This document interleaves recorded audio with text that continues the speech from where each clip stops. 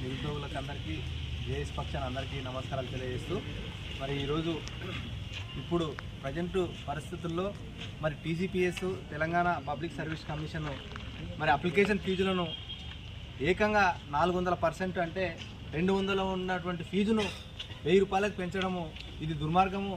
ఇది నిరుద్యోగులకు నట్టేట ముంచినట్టే. మరి ఆనాడు ఎన్నికల్లో భాగంగా కాంగ్రెస్ ప్రభుత్వం రేవంత్ రెడ్డి సర్కార్ చెప్పినటువంటి హామీ ఏంటంటే మేము ప్రభుత్వంలోకి వస్తే మేము గద్దెనెక్కితే ఖచ్చితంగా మీకు నిరుద్యోగులకు ఫ్రీగా అప్లై చేసుకుంటా, ఫ్రీగా అప్లికేషన్ ఫీజు పెడతా అని చెప్పినాడు. ఈ విషయం అందరికీ తెలుసు, మేము కొత్తగా చెప్పేదేం కాదు. మీరంతా మేధావులు, నిరుద్యోగులు, మీకు అన్ని విషయాలు తెలుసు. మరి ఆ హామీ ఏమైంది? ఈరోజు సడన్గా ఇప్పుడున్న పరిస్థితుల్లో జాబులు వేయకనే ఇప్పటికే 3 ఏళ్ళు అయింది. వాళ్ళు ఇచ్చిన హామీ ఏంది? వచ్చిన సంవత్సరం లోపలనే 2 లక్షల ఉద్యోగాలు భర్తీ చేస్తాము, అది కూడా ఖచ్చితంగా జాబ్ క్యాలెండర్ ఇచ్చి మీకు నెల ఉద్యోగాలు వేస్తామని నమ్మించి మోసం చేసినారు.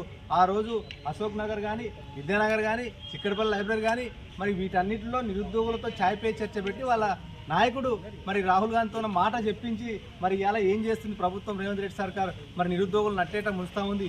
3 సంవత్సరాలు అయితే కూడా ఇంతవరకు ఉద్యోగాలు వేయలేదు. కేవలము 16,978 ఉద్యోగాలు మాత్రమే మరి భర్తీ చేసింది ప్రభుత్వం. ఇది మనం చెప్పేది కాదు, అసెంబ్లీ స్పీకరే చెప్పినాడు. ఆ రోజు అఫీషియల్గా మనకు ఒక జీవో కూడా ఇచ్చినారు ఈ ప్రభుత్వం ఎంత ఫిల్ చేసింది అనేది. ఎంత సిగ్గుచేటంటే 3 సంవత్సరాలు అయితే కూడా 30,000 ఉద్యోగాలు కూడా నింపని పరిస్థితి ఈ రాష్ట్ర ప్రభుత్వంది. మరి నిరుద్యోగులు రోజు రోజుకి ఎక్కువైపోతున్నారు. రాష్ట్రంలో వేలలో లక్షల్లో ఉన్నారు. మరి రెక్కాడతగాని డొక్కాడని పరిస్థితుల్లో నిరుద్యోగులు అందరూ ఉన్నారు. ఎక్కడికక్కడే రూమ్లలో వంట చేసుకోలేకపోతున్నారు, బుక్కులు కొనలేకపోతున్నారు. మరి ఎన్ని రోజులంటే చదువుతారు?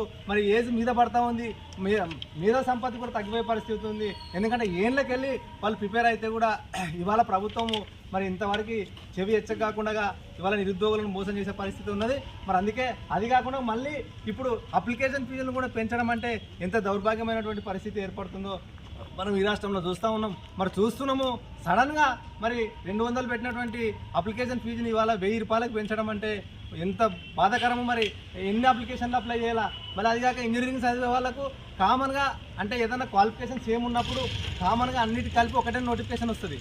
దాంట్లో కేటగిరీ వైజ్గా మనము సెలెక్షన్గా ఉంటుంది. ఇప్పుడు అట్లా కాకుండా ప్రతి ఒక్క కేటగిరీ సపరేట్ పెట్టి ఇవాళ ఒకవేళ 5-6 అప్లికేషన్లు ఉంటే 5-6కి కూడా 5-6 వేలు పెట్టి అప్లై చేయాల్సిన పరిస్థితి ఏర్పడింది. మరి ఇవన్నీ నిరుద్యోగులు గమనించాలి.